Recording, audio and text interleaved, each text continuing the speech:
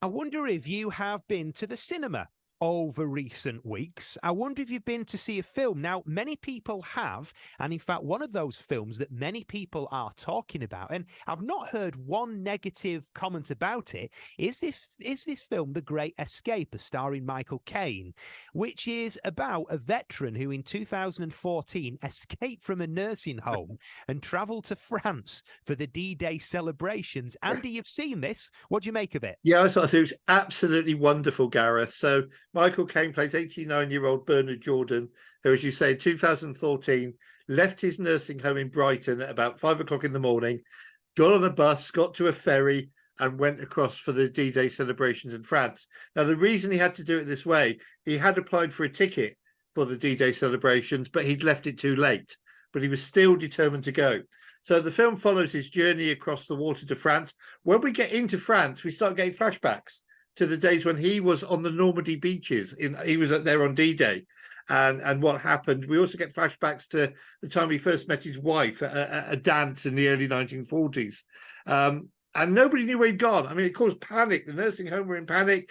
They got on the media looking. Everybody was looking for him. The only person in the world who knew where he was his wife, because he told us he was going. And he made national headlines. And when he came back, the press were waiting for him, and he was interviewed on TV. Couldn't quite believe it.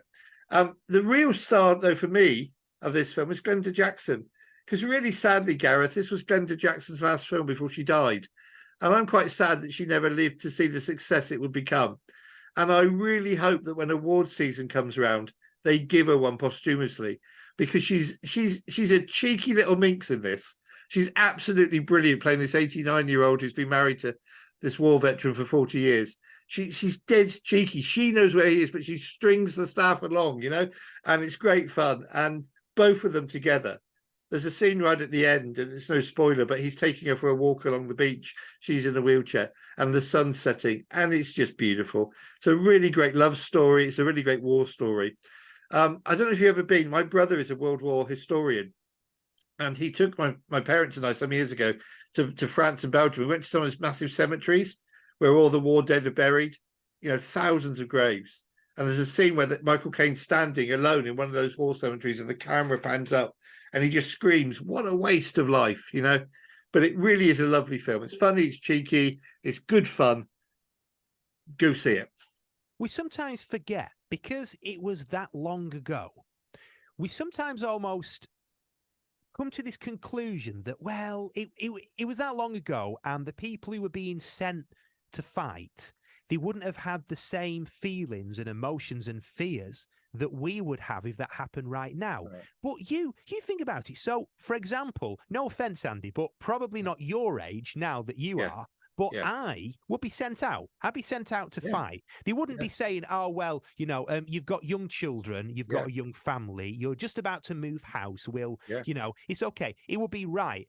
Yeah.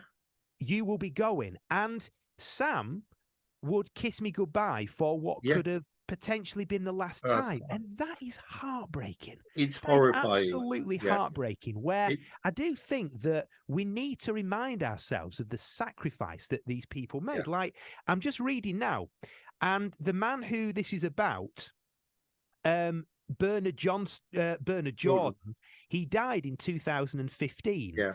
And one of the quotes he said, they asked him, after all the hassle, after all the traveling, the upset that it caused you and your family, would you change anything? And he said, no, I'd do it all again. Yeah. Traveling down to the D-Day celebrations. It's amazing. There's one scene, Gareth, where he's in a pub and he actually meets some Germans retired guys who were probably firing at him where he was. And so you got the English and the Germans chatting, and they both end up saluting each other because the Germans recognize that they were just following orders. The British guys were just following orders. It's a very moving scene. But, anything Michael Caine is in, I will gladly pay to go and watch. And anything Glenda Jackson was in, superb. But it's a really lovely film. As you say, the sacrifice. So we get flashes back to D-Day. It's not obviously sort of Saving Private Ryan standard where the whole thing's about D-Day and the Normandy beaches, but it's really moving. It's really touching. I just thought it was a great British story and a true story as well. And the great thing is as well that all the press that's been done on this, Michael Caine, he's getting on a bit now. So he didn't want to go traveling to all different TV channels and radio stations. So what he did, he actually invited them round to his house.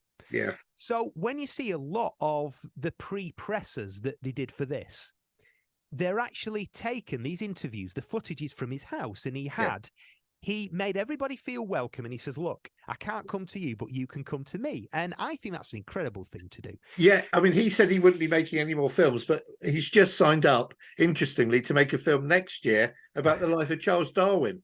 So that'll be one to look out for.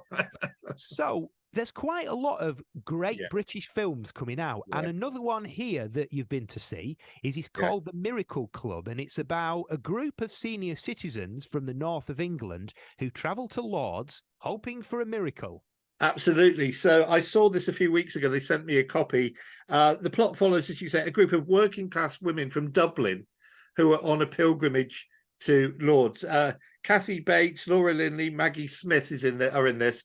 And it's a lovely, funny, moving, touching film. Again, it's one of those quintessential British stories, really. In the number, they go on a coach to Lourdes, hoping to go into the waters and get the miracle, of course, because that's where supposedly the Virgin Mary appeared. And what happens is they've got a little boy who is very shy about speaking, won't open his mouth, so they're taking him to Lourdes to hopefully a miracle to happen in his life. They bicker a little bit, they argue a little bit, they fall in with each other, they fall out with each other. They get to Lourdes. Does a miracle happen or not? I'm not going to tell you because I want you to go and see it. But, you know, when you've got a cast that includes Maggie Smith and Kathy Bates, you know you're on a winner. And it's a quintessential British story.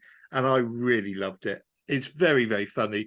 There's one scene where all these women are getting on the coach and the husbands are watching them go and going, you can't go. Who will do the cleaning? Who will do the shopping? Who will look after the kids? You know, you cannot go. And all the husbands are stood there begging them not to go.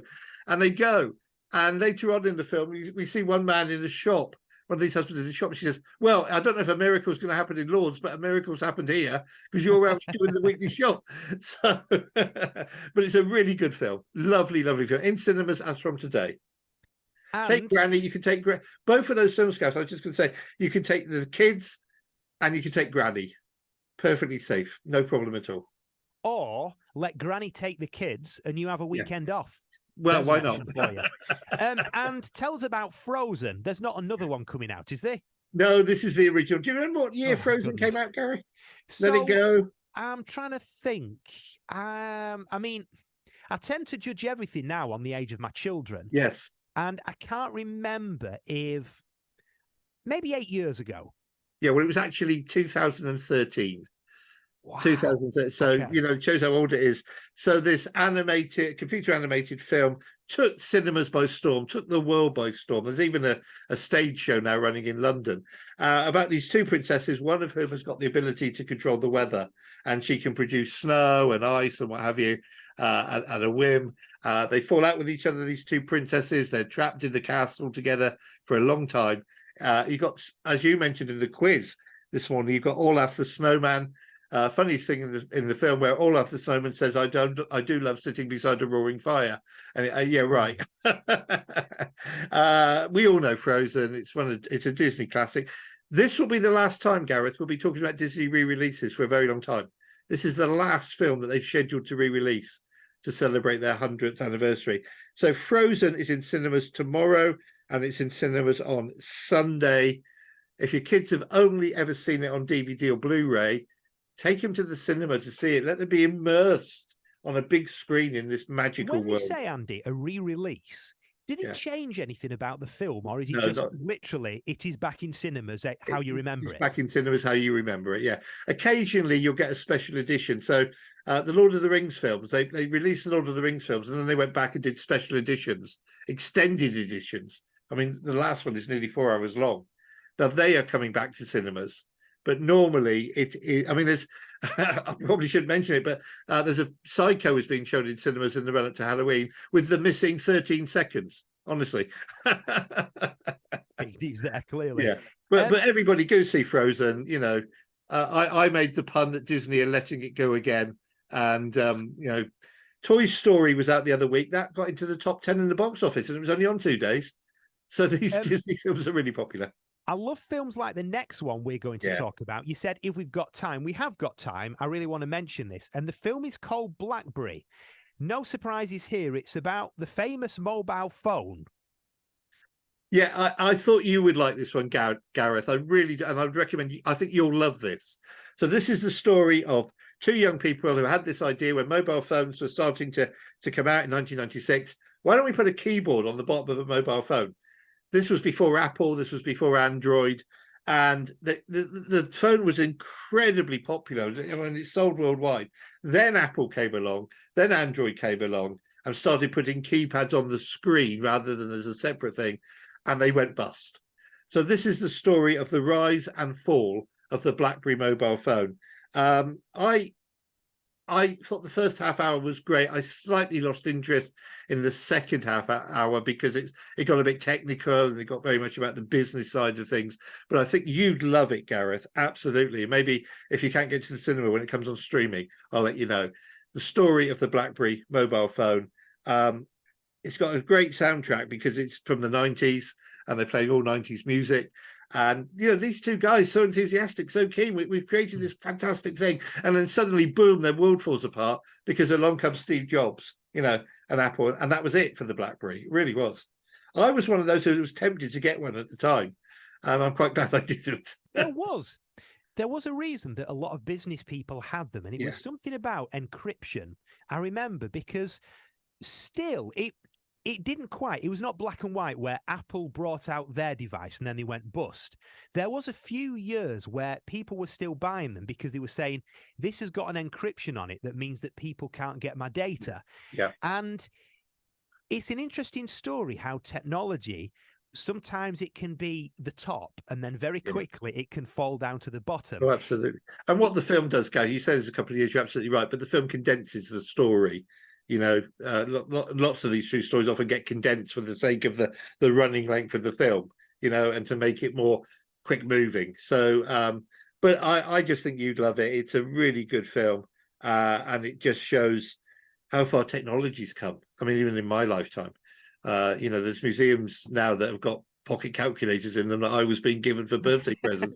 If you would like to you'd love it, Gareth. You'd love it. With Andy, and maybe you've been to see some of these films already, let us know your opinions on them. The email is films@connectradio.com. Thank you very much, Andy, and we'll have you back on next week. You take care, won't you? God bless you, Gareth, and God bless Connect.